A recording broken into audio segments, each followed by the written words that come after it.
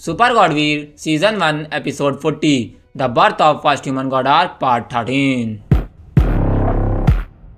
तो I know दोस्तों, delay होने के बाद एपिसोड आ रहा है लेकिन फिर भी छोटा आ रहा है। लेकिन क्या है ना दोस्तों, जो मेरा दोस्त स्क्रिप्ट लिख रहा था ह्यूमन गॉड आर्क की, क्योंकि उस टाइम वही ह्यूमन गॉड आर्क की स्क्रिप्ट लिख रहा है, तो वो चला गया था लखनऊ। इस वजह से इतना डिले हो गया और शेड्यूल भी मेरा ख़राब हो गया था लाइट की वजह से। पिछली बार मतलब मंडे को लाइट गई थी, इस वजह से मेरा शेड्यूल भी बिगड़ गया है। और बाकी दोस्त भी नहीं था तो स्क्रिप्ट तैयार नहीं थी। और आज जो मैं आपको एपिसोड सुना रहा हूँ ना, वो इसने एक दिन में लिख के दिया, यानी 3-4 घंटे के बाद लिख के आज ही दिया है। इस वजह से जितना हो पाया मैं आपको सुना दे रहा हूँ। बाकी अगला एपिसोड जो आएगा सैटरडे वाले दिन, वो आपको बड़ा एपिसोड मिलेगा देखने को, यानी कि 15 से 20 मिनट के बीच का देखने को मिल जाएगा।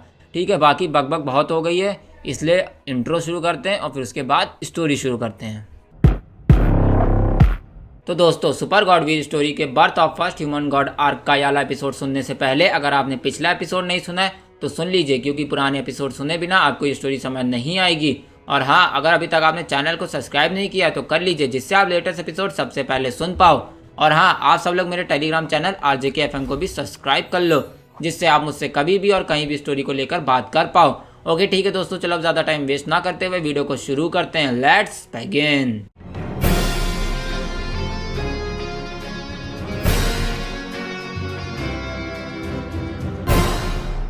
इधर यहाँ वीर ध्रुव के साथ एक बड़े से प्लैनेट पर पहुँचता है और यहाँ चारों तरफ बहुत भीड़ होती है और उस पूरे प्लैनेट पर एक बड़ा सा हॉल दिख रहा होता है जो कि 7 फ्लोर्स में होता है। और यहाँ वीर जैसे ही उस प्लैनेट पर ध्रुव के साथ एंटर करता है, वो देखता है कि चारों तरफ 4th और 5th लेवल के गॉड्स होते हैं, यानी सेक्रेट गॉड और एम्परर गॉड खड़े होते हैं, जो कि खड़े होकर सबके एंट्री पास देख रहे होते हैं। हालांकि इधर जैसे ही वो गॉड ध्रुव को देखते हैं, वो बिना कुछ बोले अपनी जगह छोड़ देते हैं और ध्रुव अंदर चला जाता है, पर वो वीर को रोक लेते हैं। और यहाँ ध्रुव मुड़कर उनसे कुछ बोलता उससे पहले ही वीर अपने पास से अपना ब्लैक कार्ड निकाल कर उनको दिखाता है और ये देखकर वो गार्ड वीर को अंदर जाने देता है। और यहाँ जैसे ही वीर अंदर आता है, वो देखता है कि उस जगह पर जितने भी लोग होते हैं सब गॉड्स होते हैं और उनमें से ज़्यादातर 1st फ्लोर पर ही जा रहे होते हैं। हालांकि यहाँ ध्रुव वीर को लेकर 7th फ्लोर पर पहुँचता है और जैसे ही वो 7th फ्लोर पर पहुँचता है, वो देखता है वहाँ 20 चेयर्स लगी होती हैं। और यहाँ ध्रुव वीर से बोलता है, मास्टर ये इस हॉल का सबसे बेस्ट हॉल है,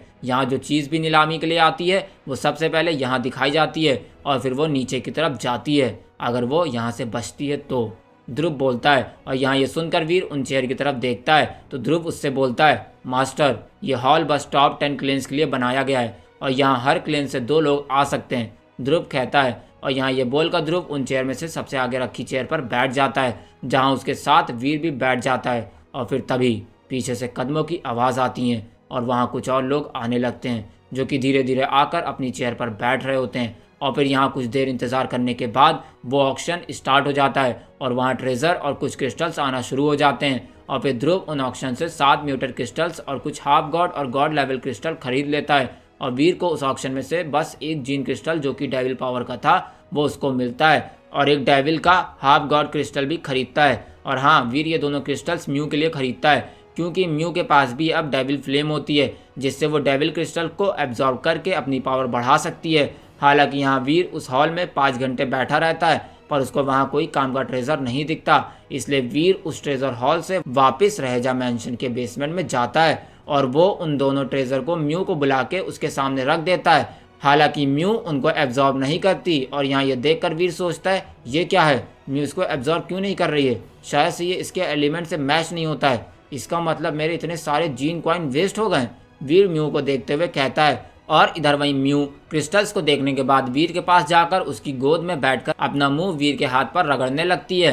और यहाँ वीर के पास जैसे ही म्यू आती है, उसकी एबिलिटी बूस्ट होने लगती है, जिससे वीर की सारी थकावट दूर हो जाती है और फिर वीर म्यू को सहराने लगता है। और फिर इसके बाद वीर वो दोनों जीन क्रिस्टल्स लाकर म्यू के सामने दोबारा रखता है, पर वो फिर से उसको इग्नोर कर देती है। इसलिए यहाँ वीर उन दोनों क्रिस्टल को वापस अपने पास रख लेता है और म्यू को उस हॉल में छोड़ देता है। और फिर वीर एक साइड बैठकर अपने हाल ही में हासिल करे क्रिस्टल्स को एब्जॉर्ब करने लगता है। और यहाँ वीर के पास एक ब्लड क्रिस्टल होता है, इसलिए वीर उसको निकालता है और बैठकर एब्जॉर्ब करने लगता है। और फिर यहाँ वीर को वो क्रिस्टल एब्जॉर्ब करते हुए 2 घंटे हो जाते हैं और फिर तभी क्रैक, वीर की बॉडी से एक आवाज़ आती है और उसका ब्लड पल्स सूत्रा का हो रहा पहले से कई गुना बढ़ जाता है और वीर का ब्लड अब एक रेड क्रिस्टल जैसा हो जाता है, जो कि देखने में कोई लिक्विड क्रिस्टल लग रहा होता है। और फिर तभी ब्लड पल्स सूत्रा एवोल्यूशन कंप्लीट हुआ। आपका ब्लड पल्स सूत्रा हाफ गॉड लेवल पर पहुंच गया है और आपको न्यू पावर मिली है जिसका नाम है द ब्लड मैनिपुलेशन। वीर को यह नोटिफिकेशन सुनाई देती है और फिर यहाँ वीर ये नोटिफिकेशन पढ़ते ही उठता है और अपना ऑरा रिलीज करने लगता है। और यहाँ वीर के ब्लड पल्स सूत्रा एक्टिवेट करते ही उसके चारों तरफ रेड फॉग फैलने लगता है। और फिर वीर जैसे ही कुछ सोचने के बाद अपनी मुट्ठी बंद करता है, उसके चारों तरफ फैला रेड फॉग छोटे छोटे नाइफ में बदल जाता है और उन नाइफ्स की पावर एक टॉप की डिफाइट जितनी होती है। और फिर यहाँ ये देखकर वीर अपना ब्लड पल्स सूत्रा डीएक्टिवेट करता है और फिर उसके चारों तरफ फैला सारा रेड फॉग उसकी बॉडी में एब्जॉर्ब हो जाता है। और फिर वीर ट्रेनिंग से उठता है और म्यू के पास जाता है और उसके साथ खेलने लगता है। और यहाँ वीर के ट्रेनिंग के टाइम जितनी पावर खत्म हुई थी वो रिकवर हो चुकी होती है और वीर का ब्लड पल्स सूत्रा पर भी कंट्रोल बढ़िया हो जाता है। और यहाँ ये सब बस म्यू की पावर्स की वजह से हो रहा होता है। हालांकि वीर म्यू के साथ थोड़ा और खेलता है और उसको वापस अपने सोल सी में भेज देता है और इसके बाद वीर बैठकर अपनी ट्रेनिंग स्टार्ट करने लगता है। और फिर वीर अपने पास से 2 क्रिस्टल्स और निकालता है और फिर स्काई पावर वाले क्रिस्टल को निकालने के बाद स्काई मंत्रा का यूज़ करके उसको एब्जॉर्ब करने लगता है।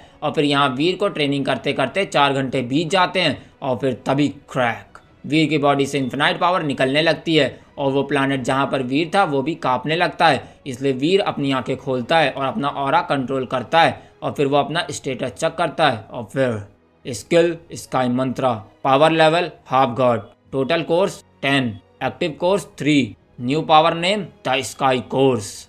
यहाँ वीर ये देखता है और उसको कुछ समझ नहीं आता, इसलिए वो अपने तीनों कोर्स को एक्टिवेट करता है और तभी उसकी बॉडी में अचानक से पावर बढ़ने लगती है और वो अब एक ऑर्डिनरी गॉड लेवल की हो जाती है। और यहाँ वीर ये देखकर स्माइल करता है और अपने कोर्स डीएक्टिवेट कर लेता है। और फिर वीर जैसे ही अपने कोर्स डीएक्टिवेट करता है उसके स्काई मंत्र की पावर वापस एक हाफ गॉड जितनी हो जाती है। तो हाँ दोस्तों, मैं आपको बता देना चाहता हूँ कि स्काई मंत्रा अभी हाफ गॉड स्टेज पर पहुँच चुका है। इसलिए इस स्किल से वीर के पास पूरे 10 कोर्स हैं और उसमें से उसके 3 कोर्स एक्टिव हो चुके हैं। और हाँ, वीर अपनी कोई भी स्किल की बॉडी में अपने कोर्स को ओपन करके अपनी पावर बढ़ा सकता है, पर यह कुछ टाइम के लिए ही है क्योंकि इससे वीर की पावर बहुत तेज़ी से ख़त्म होने लगेगी और ये ज़्यादा देर तक इस स्किल का यूज़ करके फाइट नहीं कर पाएगा। और हाँ, एग्जाम्पल के तौर पे आप इसको वीर की शुरुआती सुपर बॉडी की तरह समझ सकते हैं। यानी जैसे वीर की शुरुआत की सुपर बॉडी वीर कुछ सेकंड और कुछ घंटे तक यूज़ कर पाता था, वही तरह वीर कुछ टाइम के लिए कोर बॉडी एक्टिवेट कर सकता है और अपने 10th कोर्स को एक्टिवेट करके अपनी पावर 100 गुना ज़्यादा बढ़ा सकता है। पर इससे वीर की बॉडी बहुत तेज़ी से एग्जॉस्ट होगी।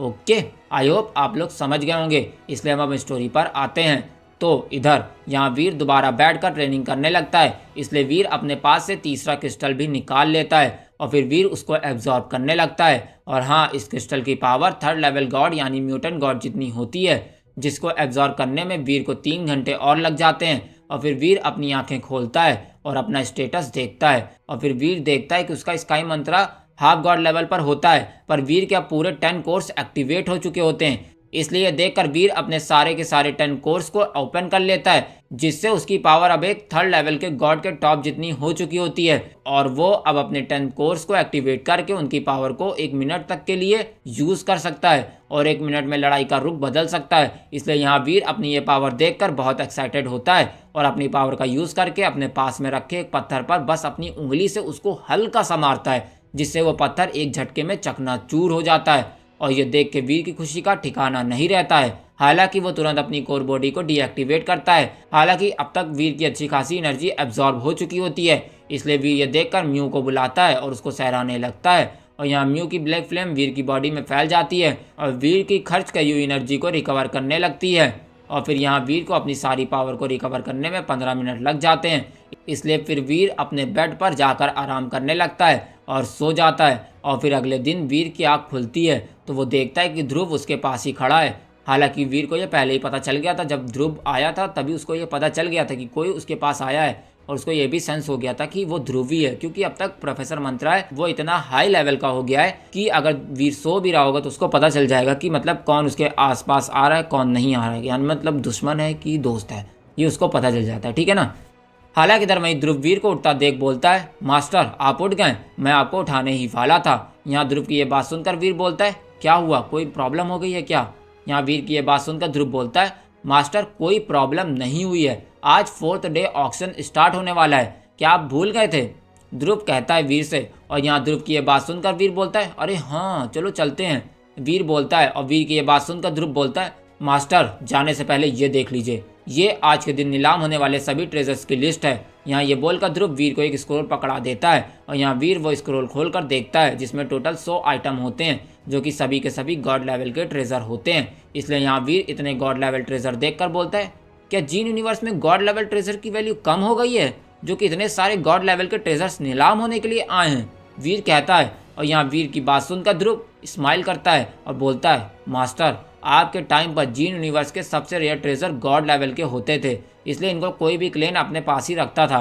पर आज के टाइम पर सबसे rare treasures real god treasures होते हैं, जो कि एक गॉड जब रियल गॉड बनता है तो वो अपने साथ बनने वाले ट्रेजर्स में से एक ट्रेजर को यहाँ छोड़ के जाता है, जिससे उस ट्रेजर की पावर एक गॉड लेवल ट्रेजर से 1000 गुना ज़्यादा हो जाती है इस यूनिवर्स में। इसलिए पावरफुल क्लेन्स अब गॉड लेवल ट्रेजर से ज़्यादा रियल गॉड ट्रेजर्स पर डिपेंड हो जाते हैं, और जैसे कि मैं आपको बता दूं डिपेंड हो रहे हैं। और जैसे कि मैं बता दूं, इस वक्त हम ह्यूमंस के पास टोटल 32 रियल गॉड ट्रेजर्स हैं, जिसमें से 14 तो बस हम रहजाज के पास हैं।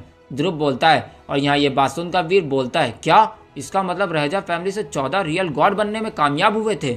वीर कहता है, और यहाँ वीर की ये बात सुनकर ध्रुव उससे बोलता है, हाँ मास्टर, 32 ह्यूमंस में से 14 ह्यूमंस रहजाज के ही हैं, और बाकी के हायर फैमिली के ह्यूमंस के कुछ लोग हैं जो इवॉल्व हो पाए हैं, और कुछ तो आपके दोस्त थे।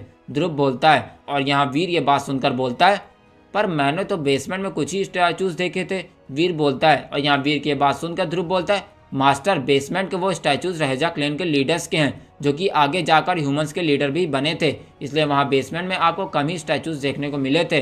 ध्रुव बोलता है, और यहाँ वीर ध्रुव की ये बात सुनकर अपना सिर हिलाता है, और फिर वीर उस स्क्रोल को देखने लगता है। तो दोस्तों आपको क्या लगता है, वीर और ध्रुव ऑक्शन हॉल के ट्रेजर को अपने लिए हासिल कर पाएंगे या नहीं? और क्या ऑक्शन में कुछ ऐसा होने वाला है जिसके लिए वीर और ध्रुव तैयार नहीं है? तो दोस्तों ये जानने के लिए सुनते रहिए the one and only RJ cap के साथ सुपर गॉड वीर स्टोरी की New York the birth of first human god arc इन हिंदी, सिर्फ और सिर्फ आरजे के FM YT चैनल पर। गया। When I'm feeling down, I fight. Even when I don't know what is right, I'ma pick a side and I'ma take pride. I will decide my fate and